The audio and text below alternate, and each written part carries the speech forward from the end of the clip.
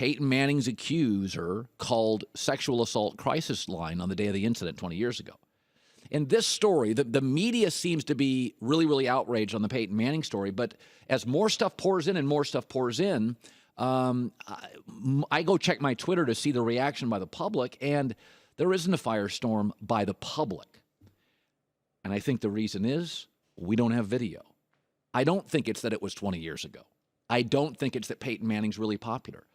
If you had video of Peyton Manning doing what he did to a young trainer in college, even though his career is in the very twilight, even though he's Peyton Manning, even though it's 20 years ago, even though he was a teenager, I think Peyton Manning would be in big trouble.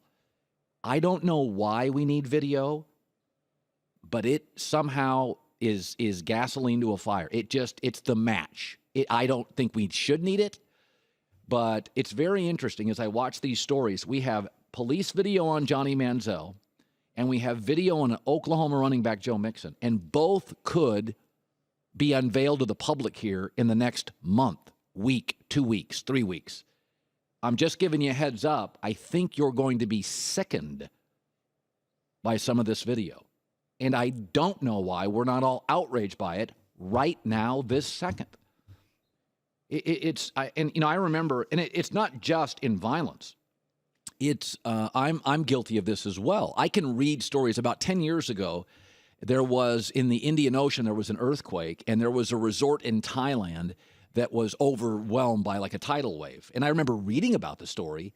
Then you go online and you see the video, and it's sickening. You can see little girls crying and their parents and their children, and the waves sweep away their kids. And I mean, it's like gut wrenching.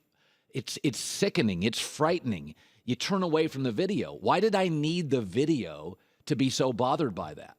Did I lack empathy? I don't know what the answer is. But, when I see this Peyton Manning story out there right now, I see this Joe Mixon story, I see this Johnny Manziel incident, I think we're going to think about Blake Griffin. Blake Griffin's a 6'9". I mean, he is a big man. He beat a trainer up for the L.A. Clippers. That story stayed mostly local. We don't have video. If you'd have had video of a 6'9" NBA player beating fists on a 5'9.5" trainer, it wouldn't be a one-game suspension by the Clippers. It would have been met with national outrage. So I guess not that I'm pleading or lecturing, but I think maybe we should take stories more seriously and understand that when you hear about violence, I'm not sure why we need video. This Oklahoma video is going to come out. Bob Stoops could lose his job. I think you're going to be sickened by it and should be sickened by it. And I don't know why it's a topic. I'm not a topic. It's not. If I took calls on that, I couldn't get 4 calls. I couldn't get 4 calls on Ray Rice. It's hard to explain. I think Peyton Manning's very, very fortunate.